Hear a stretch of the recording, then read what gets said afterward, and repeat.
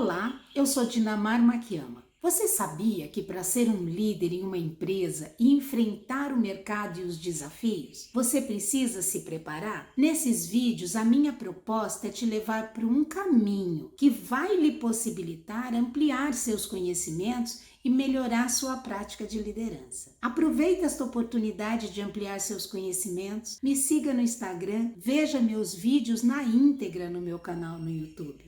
Venha se preparar para o desafio de um líder.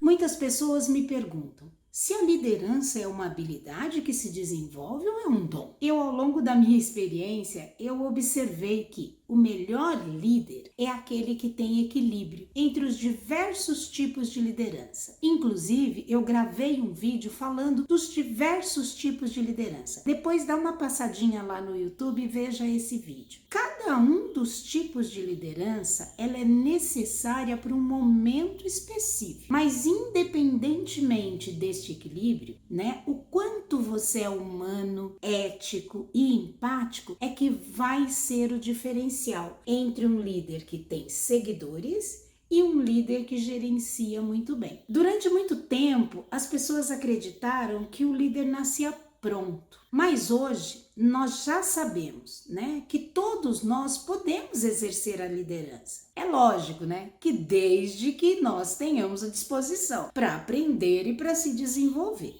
Por isso, se você quer desenvolver e aprimorar a sua liderança, o primeiro passo é olhar para você. Um líder precisa estar preparado para lidar com diferentes cenários. O mundo evolui, as empresas evoluem, os times são compostos de pessoas diferentes que pensam de forma diferente. E aí surgem novas situações e, consequentemente, surgem novos contextos. E esses novos contextos, eles precisam de líderes que possam acompanhar essa dinâmica. Então, dentro deste contexto, é fundamental que o líder tenha autoconhecimento. Ou seja, que ele adote a prática de se conhecer cada vez melhor para o enfrentamento das mudanças. Então, se você não muda, se você não se adapta, como você vai se adaptar a um mundo em constante evolução? Se você deseja liderar projetos, pessoas, inclusive clientes, só com autoconhecimento você vai ser capaz de compreender melhor as suas atitudes e a atitude do outro,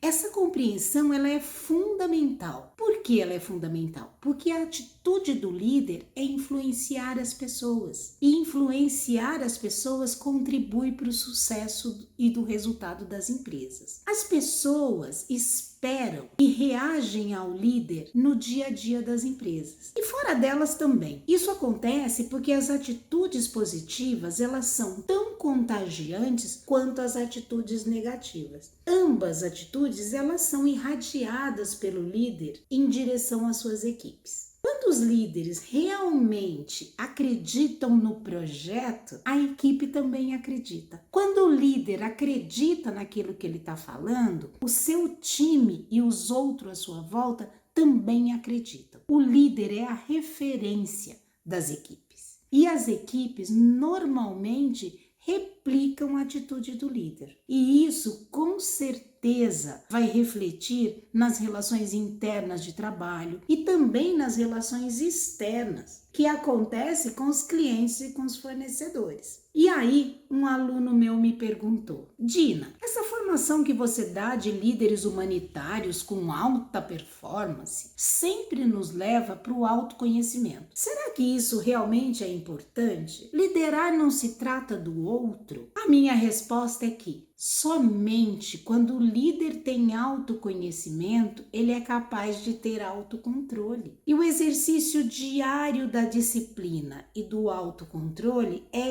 essencial para que o líder haja de maneira coerente com a equipe. O autocontrole é o autocontrole sobre si mesmo, é o domínio sobre seus próprios impulsos e suas emoções. Nós não conseguimos falar em liderança sem que a gente pense que isso significa dominar nossos instintos. Vamos pensar em instinto. Sem dominar os instintos, nós não conseguimos nos tornar estratégicos. Se o ser humano não tivesse dominado o instinto de correr dos leões, se a gente não tivesse dominado o instinto da fuga, do medo, talvez nós nunca tivéssemos tido tempo para pensar em uma estratégia para derrotar esse medo. E ainda, retomando lá o tema do autoconhecimento e do autocontrole, a gente precisa lembrar que aquilo que nós emitimos, que nós passamos para o outro, não está somente ligado à nossa comunicação verbal. Precisamos falar da linguagem corporal, dos sinais que nós emitimos e que o outro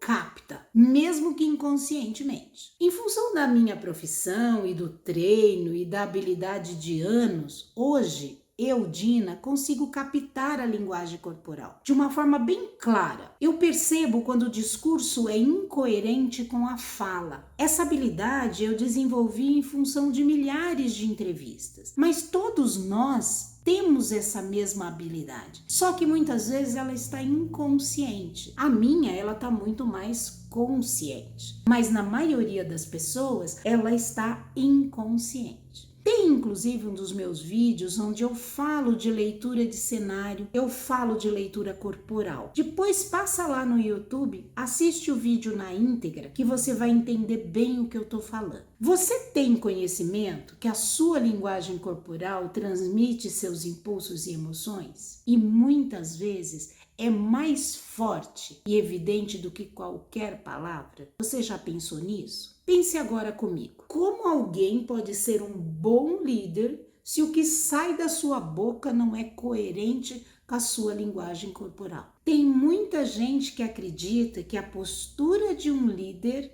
deve ser altiva e às vezes arrogante, e que a sensibilidade, a educação, a gentileza não são atributos de um líder. Por isso, muitos líderes fingem ser algo que não é ele, e aí essa incongruência fica evidente. É lógico que a sua postura como líder vai com certeza influenciar o comportamento dos seus liderados e vai interferir na cultura da empresa. Por isso, fique atento. Exercer a liderança exige que você fique atento aos sinais que os outros lhe devolvem. Eu vou lhe contar um pequeno case. Eu estive fazendo uma mentoria com um líder e ele se considerava uma pessoa amigável e dava liberdade ao time.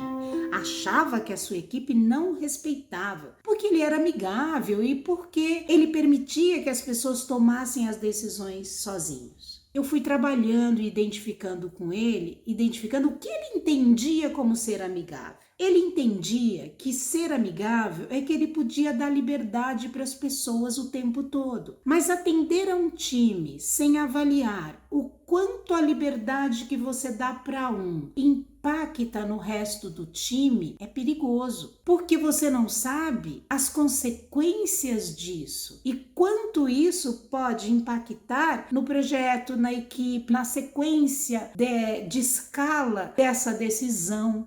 Então, ser amigável e dar liberdade não significa não questionar e não analisar aquilo que seu time decide. E ele entendia que quando ele questionava, ele estava tolhindo a liberdade do outro. Dar liberdade de ação não significa não saber o que está acontecendo. Nós precisamos tomar cuidado com o excesso de liberdade, porque às vezes nós delegamos e não acompanhamos. Pelo excesso de tarefa, por outras demandas acima de nós, Muitas vezes nós temos nosso próprio trabalho e a equipe tem o trabalho dela, e aí a gente se acomoda. Tem algumas pessoas decidindo, tem algumas pessoas fazendo, vamos deixar elas fazerem. E aí a gente nunca está disponível para uma reunião, a gente nunca está disponível para dar atenção para essa pessoa. E aí as pessoas vão fazendo. E quando a gente acorda, tudo já desandou. Percebe que no case, esse líder não percebe que ele tem uma liderança abusiva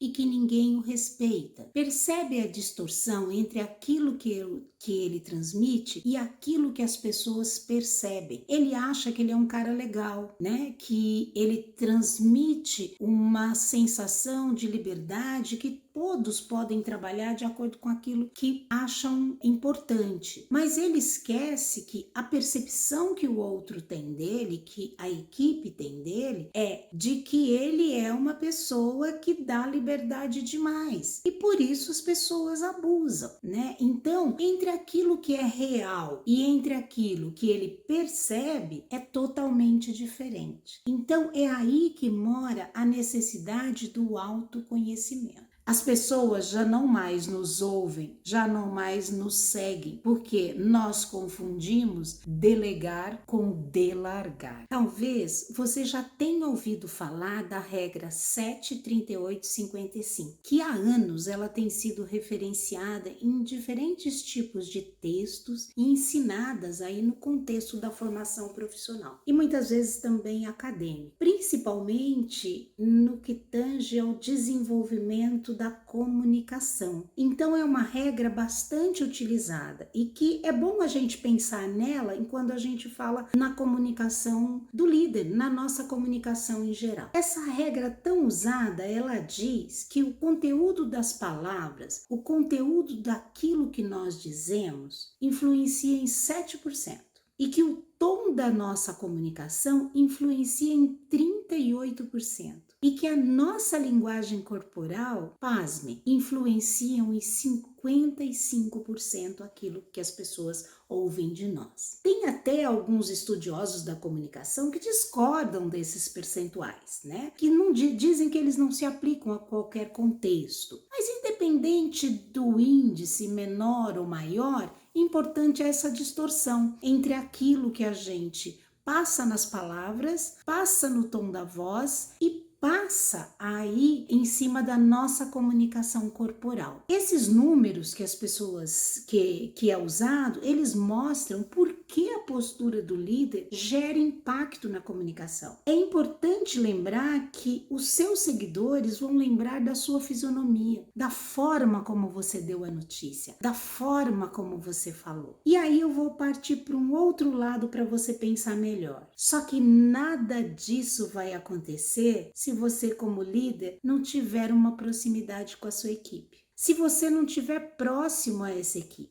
Como que ela vai ouvir a sua comunicação? Como que ela vai confiar em você se você é um líder distante? Então vamos falar agora de proximidade. Se você deseja realmente ser um líder diferenciado, vai ter que aprimorar a comunicação, mas vai ter que estar próximo da sua equipe para compreender o contexto da sua comunicação, conhecer as pessoas, conhecer as potencialidades dessas pessoas e as dificuldades. A proximidade é uma prática eficaz na liderança, mas com certeza ela é o elemento-chave para que você possa influenciar as pessoas e também trazer para essas pessoas uma comunicação mais clara. Mas cuidado, não confunda proximidade com intimidade ou com amizade. Esses sentimentos, como amizade, pode trazer falta de clareza nos relacionamentos. Proximidade contém respeito, confiança, empatia. Amizade contém afeto, pessoalidade. Precisamos ter cuidado com esta diferença, pois ela faz toda a diferença quando nós vamos avaliar